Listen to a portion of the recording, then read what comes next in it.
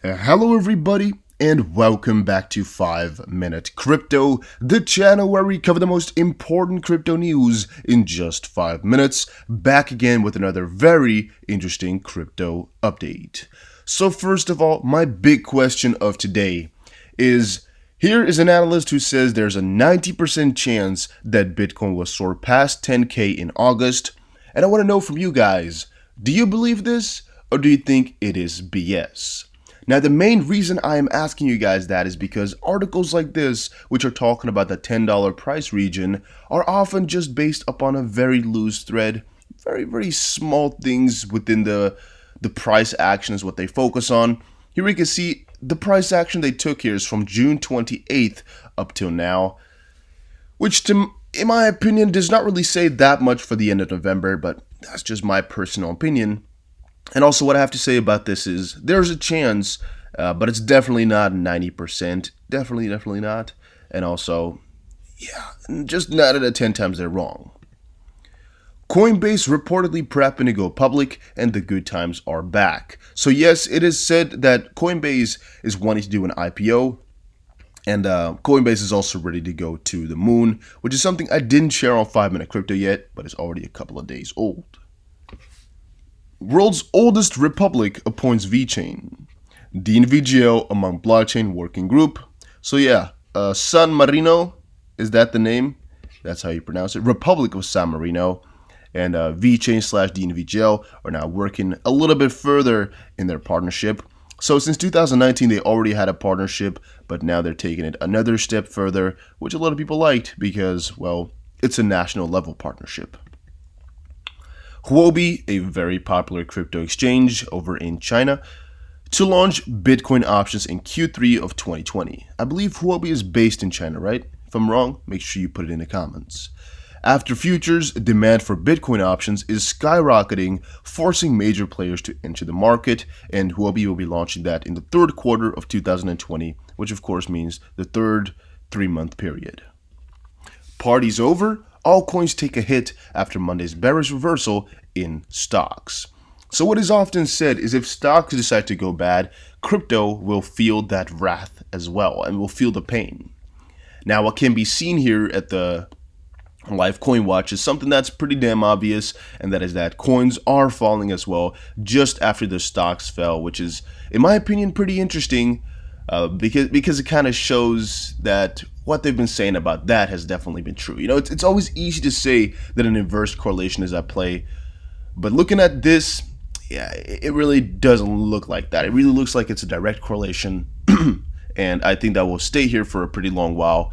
But the big question is, how long of a while? Libra's newest rival could be England's central bank-backed digital currency. According to reports from Bloomberg, the Bank of England is contemplating creating a government-backed digital currency, and this week it was made public by Andrew Bailey, Governor of the Bank of England, in a webinar event. He told students that it was being reviewed and the central bank is still trying to weigh their options. It looks like Bank of England is still in its early stages with this decision and has not really gone very far with it, so it is not clear whether the central bank has begun any serious prep for the creation of this currency. It's just an idea. Alright, Singapore-sponsored finance blockchain ready to run international payments, says financial heavies. Project Ubin. We talked about it a lot on the Dusty BC Daily Crypto News channel, but really this project is a lot bigger than I anticipated, a lot heavier and intenser than I expected, and a lot of banks and financial institutions and a lot of, fintech companies and other sorts of companies are already on this and already actively developing things, which I personally did not know. Alright, I missed out on it a little bit, I guess.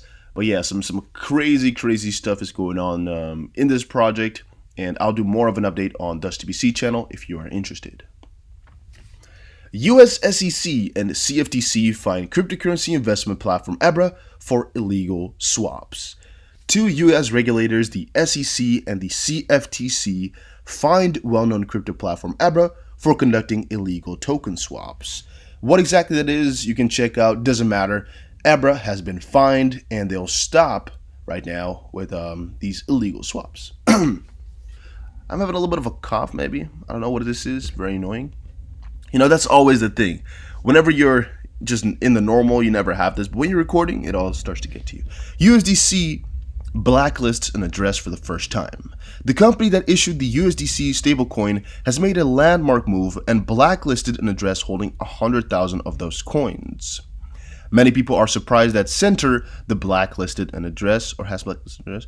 However, it is clearly stated in the company's policies that it reverses the right to blacklist an address and that they implemented this measure to comply with legal requirements such as court order or global sanction restrictions.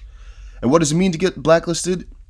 Well, when it happens, it can no longer receive USDC, and all of the USDC controlled by the address cannot be transferred on-chain. Before Center blacklists an address, the Center Board of Managers votes on the blacklist decision. It is important to note that only 1 out of every 182,000 addresses that exist have ever been blacklisted, and this represents only 0.00005% of the total number, and Tether has done 24, which is 0.00002%, because it's 39, in this case here, in total, out of 1.47 million, which of course is relatively 1, 2, 3, 4, 1, 2, 3, 4, 5. Yeah, it's relatively quite a lot higher, but in the end, 37 or 39 out of 1.47 million, or 1 out of 182,000, it is kind of all the same thing. DeFi protocol Compound touches $1 billion in cryptocurrency loans.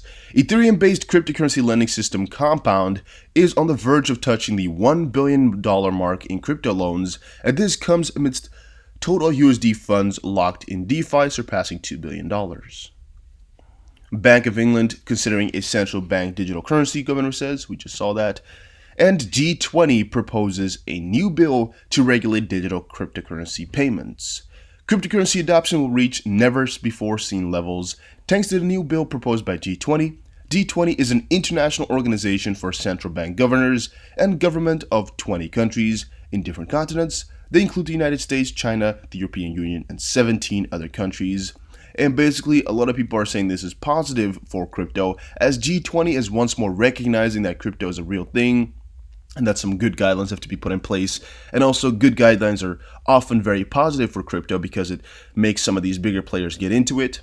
However, it is always a negative thing as well, as more regulation means less freedom, which means a lot of crypto exchanges and other companies out there might not be able to operate as they used to be able to do, or might not be able to operate at all because they might have to change some things and whatnot.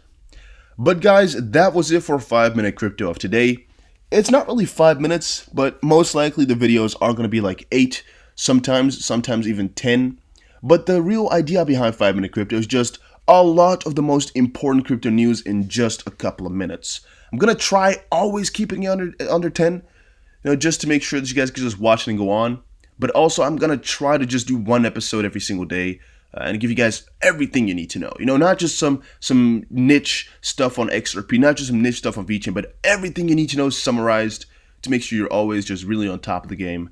But if you would really just prefer 5 minutes and I would have to do less articles and just talk faster possibly, you can let me know. But thank you guys all for watching.